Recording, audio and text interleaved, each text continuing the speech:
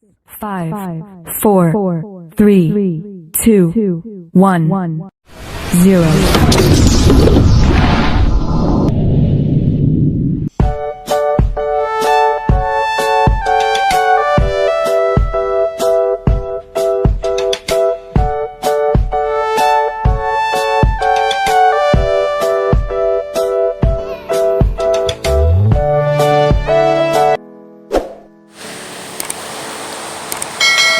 Halo semuanya, Assalamualaikum warahmatullahi wabarakatuh. Pada kesempatan kali ini kita akan belajar pada tema 8, lingkungan sahabat kita, subtema 1, manusia dan lingkungan, dan kita telah sampai pada pembelajaran yang ketiga.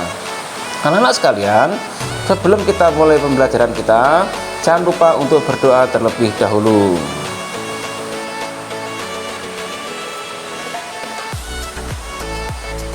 Ada beragam budaya di Indonesia. Keragaman budaya terjadi di antaranya karena masyarakat menyesuaikan dengan lingkungan sekitar. Ada sebuah daerah yang memiliki keunikan budaya berupa bentang. Di daerah manakah itu? Ayo kita cari tahu. Rumah Betang UU Apalin. Rumah Betang atau Rumah Panjang UU Alin terletak di Kapuas Hulu, Kalimantan Barat. Rumah Betang ini berukuran panjang 268 meter, tinggi 5-6 meter, dan memiliki 53 bilik rumah. Menurut data pada tahun 2007, Rumah Betang UU Alin dihuni lebih dari 500 jiwa yang terdiri atas 130 kepala keluarga.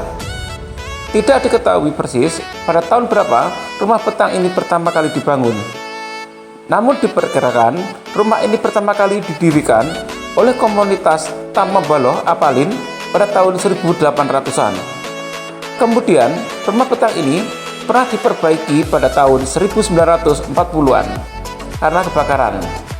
Rumah Betang ini juga telah 3 kali berpindah lokasi karena menyesuaikan dengan perubahan alur Sungai Uluk dan Sungai Nyabo akibat erosi. Dalam tradisi Dayak, rumah Betang dan hutan adalah pusat sekaligus sebagai terpenting bagi semesta kehidupan. Seperti kita ucapkan kata kampung, pulang, rumah, rumah Betanglah yang sangat diingat oleh masyarakat Dayak. Bagi mereka, rumah Betang juga merupakan pemersatu. Di sanalah mereka berkerabat dan bertradisi. Di rumah Betanglah tradisi Dayak terpelihara. Rumah Betang adalah kekayaan budaya Indonesia. Namun, pada Sabtu 13 September 2014 malam, rumah Betang UU Alin terbakar. Tidak ada yang tersisa dari rumah Betang yang terpanjang dan tertua seantero Kalimantan itu. Masyarakat bersedih karena kehilangan tempat tinggal. Lebih dari itu, masyarakat Kalimantan Tengah bersedih karena rumah Betang UU Alin merupakan cagar budaya yang sangat penting. Anak-anak sekalian, berdasarkan penjelasan tersebut, sekarang cobalah berdiskusi dengan tamu tentang beberapa hal berikut. Pertama, ceritakanlah secara singkat peristiwa pada teks rumah Betang UU Alin. Yang kedua, apa keunikan rumah Betang? Ketiga, apa keunikan rumah adat di daerahmu? Anak-anak sekalian, setelah berdiskusi, kamu dapat mencocokkan jawabanmu dengan jawaban berikut ini. Peristiwa yang terjadi pada teks rumah Betang UU Alin antara lain sebagai berikut.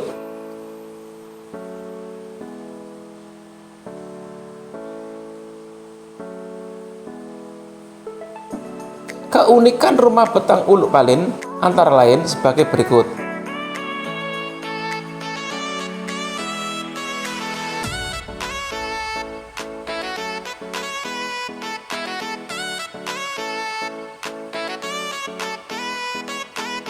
Keunikan rumah adat di daerahmu tentu berbeda-beda. Berikut ini tentang keunikan rumah adat di daerah Jawa Tengah, yaitu rumah joglo.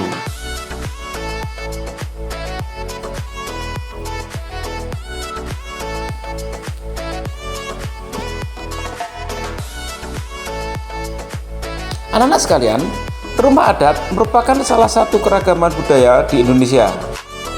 Adakah keragaman lain dalam budaya Indonesia? Sekarang, mari kita cari tahu.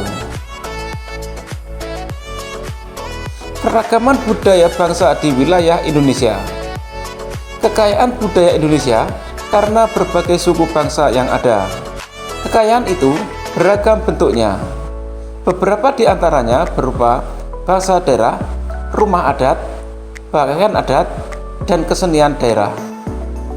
Kesenian daerah dapat berupa tari-tarian, alat musik, lagu-lagu, dan upacara adat. Semua budaya tersebut menjadi ciri khas tiap-tiap daerah.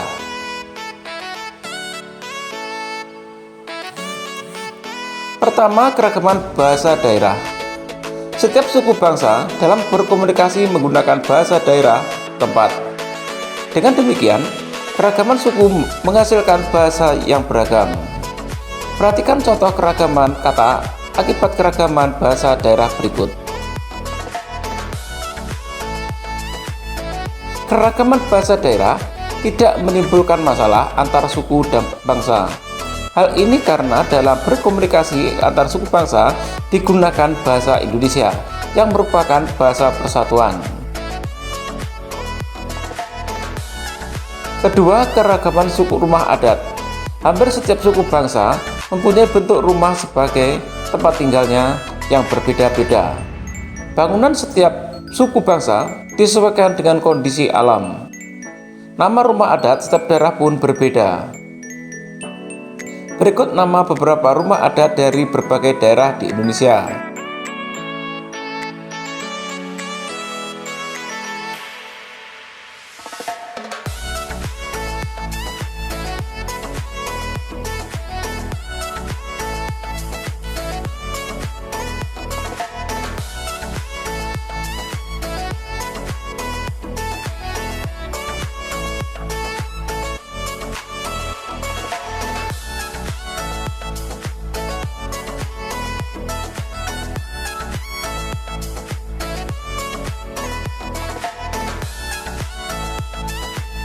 Ketiga, keragaman pakaian adat.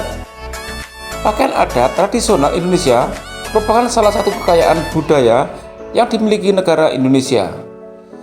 Banyaknya suku-suku dan provinsi yang ada di wilayah negara Indonesia, maka banyak pula baju adat yang dimiliki oleh setiap suku di seluruh provinsi Indonesia. Pakaian adat di Indonesia memiliki ciri-ciri khusus dalam pembuatan atau mengenakan pakaian adat tersebut. Berikut beberapa nama pakaian adat dari berbagai daerah di Indonesia.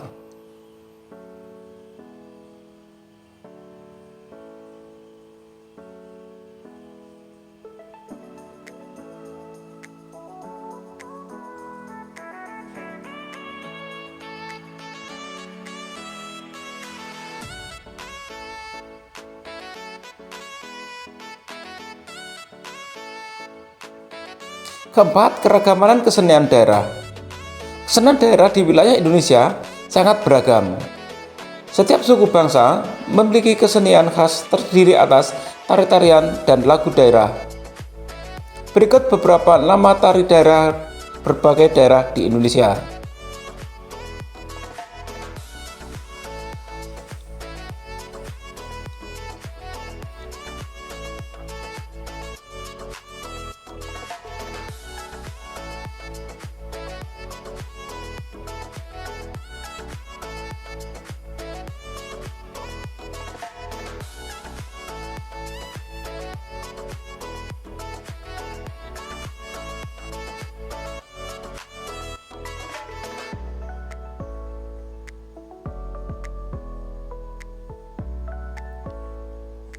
Anak-anak sekalian, demikian tadi contoh keragaman budaya yang ada dalam masyarakat di Indonesia.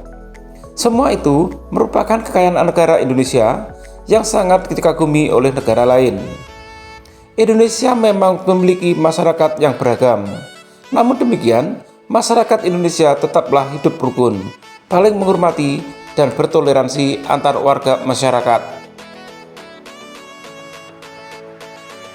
Selain keragaman budaya, Ada berbagai jenis usaha dan kegiatan ekonomi dalam masyarakat. Apa sajakah itu? Ayo kita cari tahu. Jenis usaha dengan mengolah sumber daya alam. Untuk memenuhi kebutuhan hidup, masyarakat melakukan berbagai usaha. Berbagai kegiatan dan jenis usaha yang dilakukan menghasilkan barang dan jasa. Salah satu jenis usaha di masyarakat yaitu mengolah sumber daya alam dari lingkungan. Kita mengenal berbagai bentuk kegiatan manusia dalam mengolah sumber daya alam untuk mencukupi kebutuhan hidup. Jenis usaha bidang produksi yang bergerak dalam pengolahan sumber daya alam, hewan dan tumbuhan disebut usaha agraris. Jenis usaha yang termasuk bidang agraris antara lain persawahan, perkebunan, perhutanan, peternakan, dan perikanan. Berikut ini merupakan contoh usaha bidang agraris, yaitu perkebunan teh. Umumnya, usaha persawahan dan perkebunan dilakukan di daerah pedesaan karena tanahnya masih luas. Namun sekarang, kita dapat melakukan usaha penanaman pada lahan sempit, misalnya dengan cara hidroponik atau penanaman dengan media air, atau vertikultur, cara bercocok tanam dengan menempatkan media tanam dalam wadah yang disusun secara vertikal. Tanah pertanian ditanami sayur-sayuran, buah-buahan, palawija. Lahan pertanian juga dimanfaatkan untuk perkebunan. Tanaman perkebunan diantaranya cengkeh, teh, karet, coklat, tembakau, kopi, dan kelapa sawit. Usaha di bidang peternakan membutuhkan lahan yang luas. Hewan-hewan yang diternakan antara lain sapi, kambing, domba, itik, ayam. Selain itu, ada juga peternakan ulat sutra. Kepompong ulat sutra dapat menghasilkan serat bahan baku kain sutra. Kegiatan agraris lainnya adalah perikanan. Usaha di bidang perikanan dapat dilakukan di daerah pantai atau bendungan atau waduk. Akan tetapi, ada juga usaha perikanan yang memanfaatkan kolam-kolam di lahan persawahan. Ada pula jenis usaha lain yang memanfaatkan secara langsung sumber daya alam. Jenis usaha ini disebut bidang usaha ekstraktif. Dalam bidang usaha ekstraktif, kita hanya mengambil sumber daya alam tanpa harus mengolahnya terlebih dahulu. Bidang usaha ekstraktif yaitu berburu, pertambangan, dan penebangan hutan.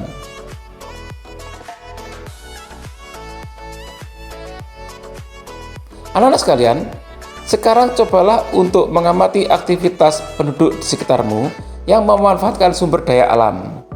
Kemudian tulislah hasil pengamatanmu dalam bentuk ini.